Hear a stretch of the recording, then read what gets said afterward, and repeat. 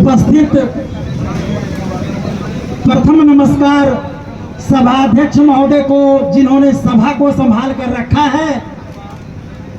दूसरा नमस्कार संचालनकर्ता महोदय को, जिन्होंने सभा को सुचारू रूप से चला रहे हैं।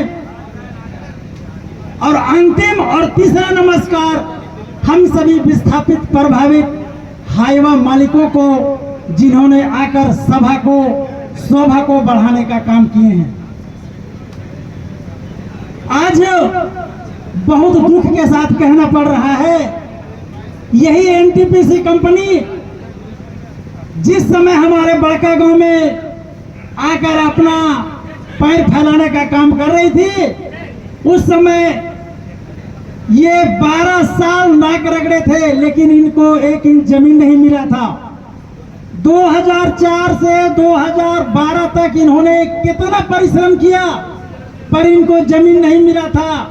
लेकिन हम ही जोग जैसे, न जानिए हम लोग बेवकूफ चाहे हम लोग होशियार, हम लोगों ने सोचे कि कंपनी आई है, कंपनी लगेगी, हम लोग का विकास होगा, हम लोग रोजगार से जुड़ेंगे, हम लोग का जीवन सुखमय होगा। यही लालच से हम लोगों ने कंपनी को सपोर्ट करने का काम किया। जिस समय कंपनी को हम लोग सपोर्ट कर रहे थे, कंपनी के द्वारा कहा गया आप लोग जमीन दीजिए, आप लोगों का जीवन कभी भी दुख में नहीं रहेगा, हमेशा सुखमय होगा। जब कंपनी ने जमीन हम लोगों से लिया, उस समय हम लोगों ने ये डिमांड भी रखा था कि हम लोगों को रोजगार चाहिए।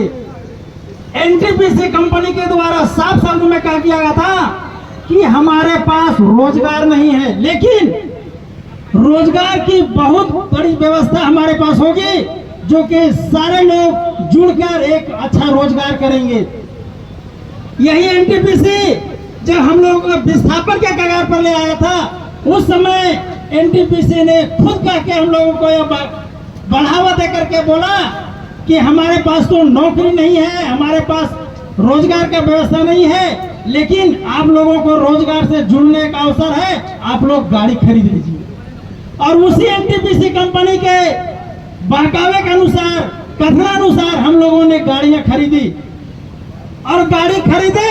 आज गाड़ी की दुर्दशा हम लोगों के सामने है।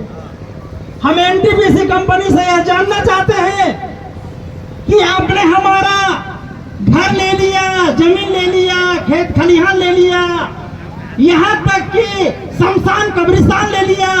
अब हमारे पास जो आपके द्वारा कहा गया था कि आप रोजगार से जुड़ो, हम गाड़ी खरीदे हैं और वो भी गाड़ी आपने ले लेने का प्लान किया है, तो ये प्लान आप समझ लो।